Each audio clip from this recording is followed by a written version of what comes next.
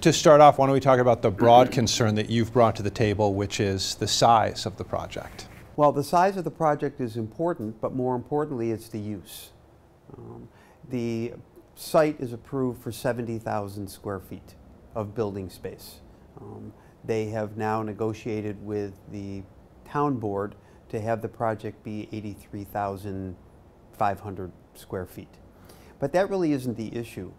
It's what is being built there in the use.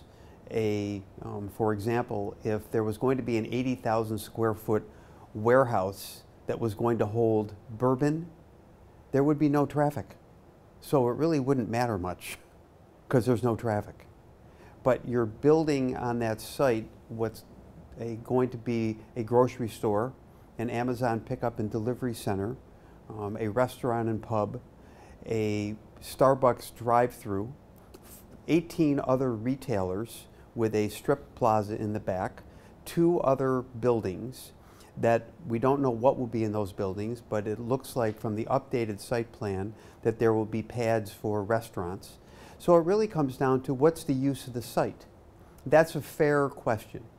And the way we look at it is let's have full disclosure what's being built on the site, so a traffic study can be done on usage, not on square footage. So our example of if you're building a warehouse there, if they were to build the city mattress on that site and that was it, the traffic wouldn't be that much. No one would be complaining about it. They don't get many delivery trucks, they don't get many consumer vehicles, but it's the number of vehicles that are going to be going on the site that's important for a traffic study. The traffic study was not done that way. So for me, looking at the facts of how this project came to be approved was really upsetting to me. And in fairness, I was not involved in this project for the last 2.5 years. I'm kind of new on the scene. In March, when it was approved, I followed the project in January and February and March, was kind of fascinated by the fact that there was never any information that was verified or looked into based on the fact that Amazon bought Whole Foods. And they bought Whole Foods in August of 17 with a lot of noise, a lot of announcements about how they're going to change the Whole Foods stores because they weren't doing well. Okay, great. I'm all about marketing and branding, so they're going to upgrade and bring new energy to their stores. Amazon started very quickly making changes. And a lot of the changes that were taking place with not only existing stores but new builds were not really brought up or factored in or even talked about in December, January, or February, and more importantly in the month of March when this project was approved.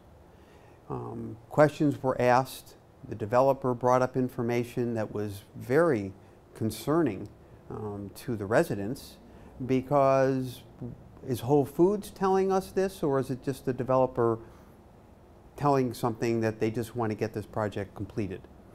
So when it was approved, I had been talking to people about, well, there's nothing they can do. And I said, well, there are things you can do because it has to go to the planning board. So I got active and took a true grassroots organization called Brighton Grassroots. That was a few people that got together. I made it more structured. I formed an LLC and made it more of a formalized process, but also gave it some structure that we're going to now look into this, and I'm going to be the face, which there won't be anything hidden, will be transparent, which is one of the arguments that had happened with a lot of the grassroots organizations. People were not really saying who was part of the organization, and so that created some issues in the press, and with the developer saying that it was all a Wegmans-backed initiative. Wegmans has been quite public about it. They're not concerned about Whole Foods. They're concerned about the traffic on Monroe Avenue, and rightly so, because that is the corridor that leads their stores in Pittsford. It's going to be awful. People are going to try to figure out how to not go down Monroe Avenue because the traffic is bad now. So we have been looking and studying what is really going on there. And the fact that the traffic studies were based on square footage, not the right way to do a study. The fact that the developer has said time and time again that there will be only 2 delivery trucks each day delivering to a 50,000 square foot grocery store. So there's no worry that anyone should have about truck traffic, because they only get 2 trucks a day of deliveries. I can tell you right now it's not possible. Now, I'm not a traffic expert, I'm not an engineer, and I don't own a grocery store. But I have been around the grocery industry my life. And I've talked to numerous managers of grocery stores around the country. There isn't a 50,000 square foot grocery store in the United States that gets 2 delivery trucks a day. So I want just full disclosure. Tell us in the traffic study that there's going to be 15, 18, 12 trucks a day. Just be truthful. Well, to get the traffic study designed the way they have it, that doesn't really matter. So when people are making claims, oh my God, all the traffic that's going to happen, this is not a defense. So that fact in itself got me very energized to keep digging. And we've uncovered a lot of interesting information. The fact that Whole Foods is not having the Amazon pickup and delivery center in this store is nonsense. The fact that they're not going to put a pub and restaurant in that store is nonsense. I'm not against them having a pub and restaurant. I'm not against them having the Amazon pickup and delivery center. It's their business. Why do you say that's nonsense, that that's not going to happen? Because it is going to happen. That's their business model. And we have had people call Whole Foods, the president, the regional president in New Jersey, and we got the answer back. We're doing all 3. Every store they're building has these. They're changing a lot of the larger Whole Foods stores that have 35 to 50,000 square feet. They're making room inside those stores for Amazon lockers. They're making room in there for Amazon pickup and delivery, which is fine. It's just you can't have a traffic study built on this is not happening when it is happening. Just be truthful and do the study properly. And then if the chips fall and people say, well, listen, there's not going to be much traffic anyways. Okay, but it needs to be looked at. Then you have a Starbucks drive-through and a restaurant there. Fine. The problem is that the traffic that's going to come from there is going to be more than twice what's happening on the corner of Monroe and Clover. So you could say, how do I know? I'm not a Starbucks expert. I asked the question. I talked to some Starbucks managers. These people are aware. They said, yeah, we're hoping that store is going to do double what happens at Clover and Monroe. Okay. They're not building it to do less traffic. So why isn't that factored in? There's so many issues on this, the way that the stores are being built and positioned, but the traffic is a really big deal. The other thing that concerned me when I started peeling back this onion is the Auburn Trail. So the Auburn Trail is a bike trail, walking trail behind Mario's, Clover Lane's, Mama San's, that goes basically from Allen's Creek through and behind the plaza on Clover and Monroe. Great, it's really not very well maintained, it's got a lot of issues, and it's going to be upgraded. It's great. It goes behind Harley. I ride the trail. I ride every morning, and I go on the trail periodically, and the trail needs work. The developer claims they're going to fix it, which is great. And we're really not sure how much they're going to spend, but it is in the total amount of what they're giving back to the town. So if you look at the plans, the Auburn Trail, the primary, which this is key, although I'm not a lawyer, when you use the word primary, my feeling is that's probably the main route. If you said there's a secondary route, that would be an alternate. So the primary route goes through the parking lot of the plaza. The site plans are clear. How could a trail, a bike trail, a walking trail, something you would take your kids with strollers or seniors that want to go for a walk, through a parking lot, especially when it's in the back of the plaza where all the truck traffic will be. It doesn't make any sense. Well, it does make sense because if they have to get approvals to have the primary trail moved to a new piece of property behind the trail, they have to go to the state legislature. They don't want to do that. And again, don't have the legal issues on that, but well, we want that property properly assigned because we don't want the primary trail through the parking lot. It's not safe. And the town and developer keep talking about safety, safety, safety. That's not safe. The other piece of this is this whole project, which is oversized and not being built with proper variances, zoning variances, has gone through incentive zoning. Incentive zoning is used in many communities. I was on the zoning board of the town of Canandaigua for a number of years. We have incentive zoning in Canandaigua. Okay, incentive zoning is pretty simple. Obviously it's got complexities with legal language, but it's pretty simple. If you want to develop something or build something on a piece of property and you can't get the right variances, you go to incentives. So the town says, great, you're going to get an incentive. We're giving you $500,000 of benefit to do this on this property. You have to give us close to $500,000, a reciprocal benefit. And you know, we need a town park built, we need a rec center, we need something upgraded in our town. You pay for that and we'll give you what you need for a variance on that property. That's how it's done. Many communities have that. We have that in Brighton. Well, the problem is that a reciprocal benefit. What does that mean? Probably close. Again, I'm not saying that they have to get exactly what the benefit should be, but they're getting $17 million worth of benefit.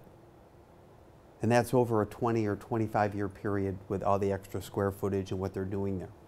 So they claim they're giving $1.7 million in reciprocal benefit to the town.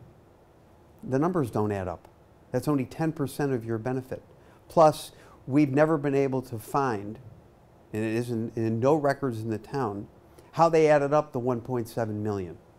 Now, we do know that they've allocated a lot of money to the Auburn Trail, of which I've done a fair amount of research, met with a number of people that are bike advocates, met with some people from the Erie Canal Bike Trail, walked the trail with some construction people. I have a number of what that trail could be. It's a 1.8 miles.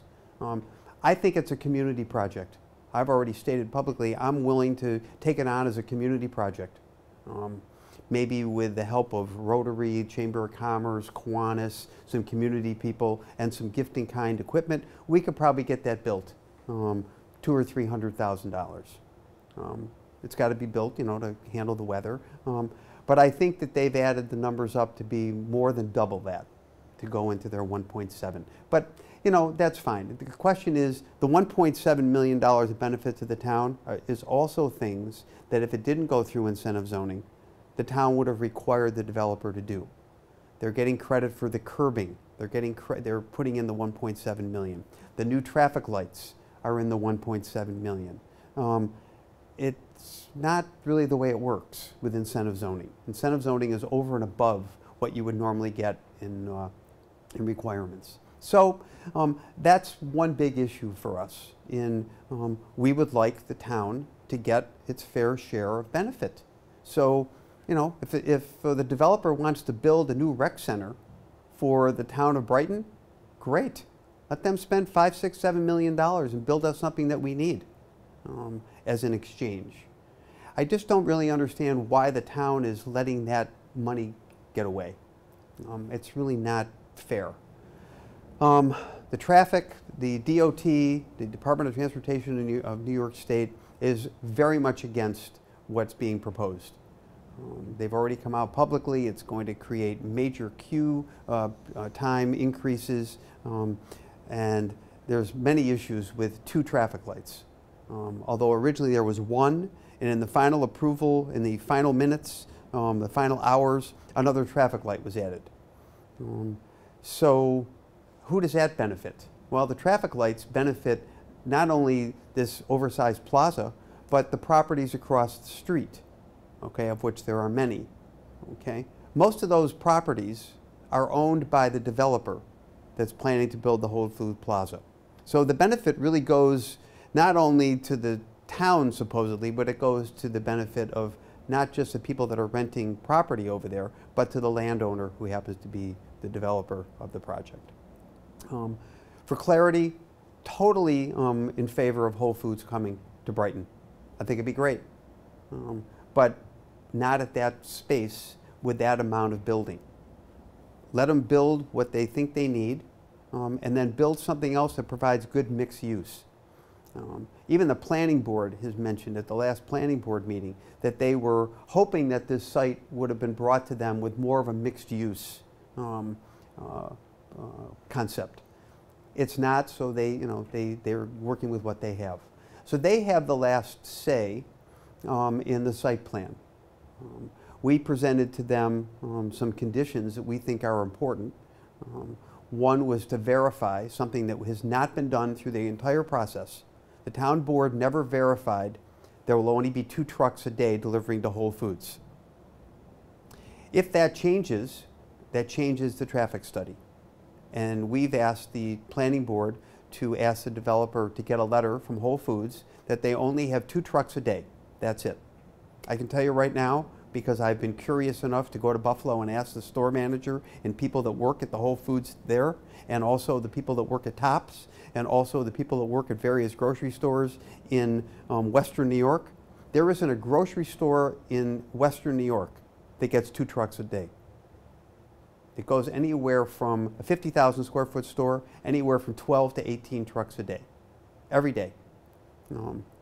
And that makes sense.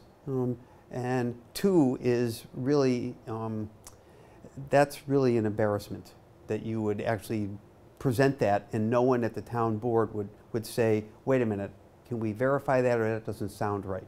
Or they would go and do their research.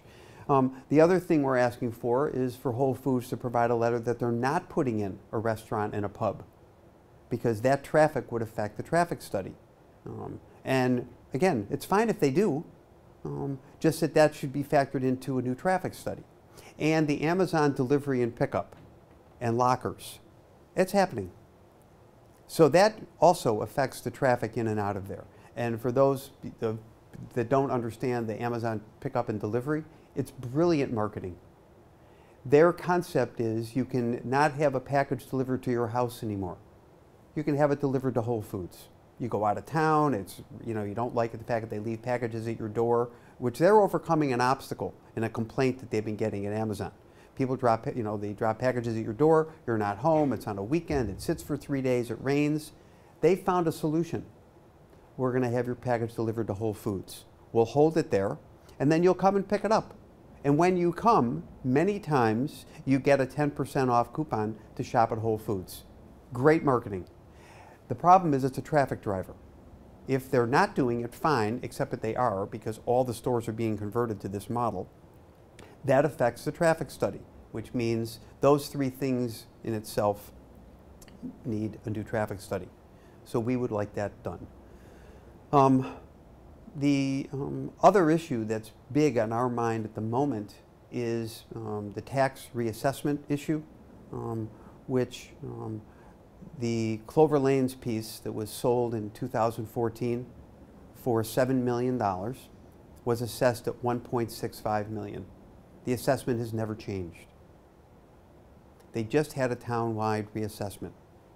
So that means 14, 15, 16, 17, and 18, nothing has happened with the property being reassessed.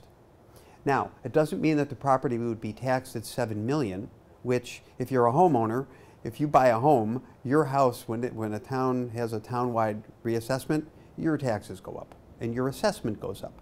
This hasn't happened on that site. And we foiled for the information, so I know that's correct. Nothing has changed. Plus, there was never an increase and then a grievance letter. Odd, because that should happen. And it's happened to other commercial properties, so this is not a standard operating procedure. They're getting special treatment. Mama San's was sold in 2016 for $2.5 million. It's a going business. They're operating today. The property was assessed for $800,000. It's fascinating. So 16, 17, and 18, no increase in tax reassessment, except that that's not totally true. The $800,000 went to $800,100. Something is not right. Somebody is getting special treatment. So now this gets more interesting for me, because why is all this special treatment happening? You get incentive zonings, the traffic study's done in a way that doesn't really show the true traffic. We have properties that are not being reassessed when everything was reassessed for townwide reassessment, and other developers that have vacant property and had sales, had purchases of properties in 16, 17 had their taxes reassessed. What is this special treatment? So we're questioning what's going on here. We'd like to get the answers, have another traffic study done, have the proper square footage built on that site, and have Whole Foods come to Brighton with what they're planning to do, but also have the traffic study reflect how much square footage should be built on that site. So I look at the lawsuit, I look at the Brighton Pittsford Post. You guys have taken out some full-page ads. In addition, the mailers that have gone out, I think to myself, this is costing tens of thousands of dollars. Where's that money coming from? Well, I will say that myself and people on our LLC, friends in the friends of Brighton Grassroots, have helped support our financial burden. It's costing, personally, it's costing me a chunk of money. And I think it's going to be rewarding in the end, because this community shouldn't be giving special favors to people. I'm a third-generation Rochesterian. I grew up in Brighton, went to high school here, and full disclosure, I moved away. I moved all the way to Canandaigua. Okay? I was in Brighton probably 5 days a week because I worked in Rochester, I worked in the area. So I never left, and I'm concerned. I have a lot of friends here. I do work with people that have businesses in Brighton, and I think that we deserve better. And I'm happy that I moved back a couple of years ago to be here. And this was not something I was looking for, and it gets more interesting as you peel back some of the facts.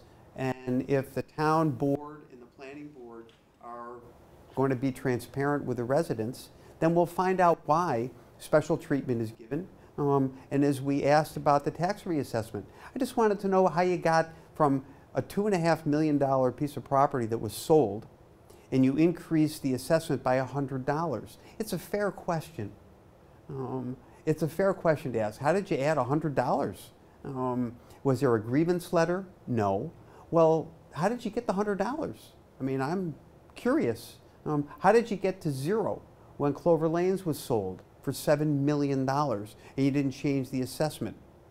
I bought a house in Brighton 3 years ago. They very quickly changed my assessment during the town-wide assessment period. So why, what, just give me the reason. And I think if we got the reason, okay, you made a decision. And to me, it's like having an employee. The employee made a decision. I just want to know how you got there. And they work for the residents of Brighton. So share the information. If we don't like it, okay. We want you to do it differently next time. But at least tell us how you got there. And we're not getting that. We get legal roadblocks, and you have to foil, and then they'll talk to the attorney, and it could take 60 days, and like you don't know how you did it. I mean, I just want to see the math equation that got from 800,000 to 800,100. Is there any involvement on the part of anybody within the Wegmans organization? The answer is no. Why would they need to be involved? They're a grocery store, okay? They compete with Whole Foods. The reality is they compete with a lot of people. And I'm not an expert on Wegmans because that's their business. It's a family-owned business. But the answer is no. One of the things I was wondering about this is, obviously you laid out all of the different issues that this group has with the project and the changes you'd like to see. Is there any thought that this lawsuit might accomplish at least part of that just by delaying the process and perhaps Whole Foods backs out? Well,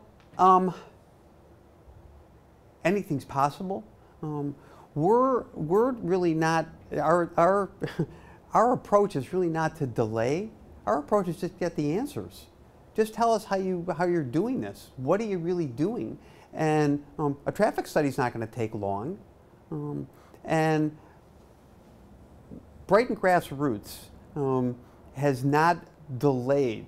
Okay, this project, they say, well, this project has been going on for 3 years or 2.5 years. Okay. The Brighton Grassroots initiative only started in May. Okay, so after the approval. So I don't know when they were planning on, taking down the buildings and starting to build, but we haven't been doing, in the scope of time, will our lawsuit delay things? Yeah, basically a lawsuit does delay, but it can be very easily taken care of. Just give us the answers. They're not difficult questions that are being asked, and they're also not difficult things that they couldn't accomplish by working with the community.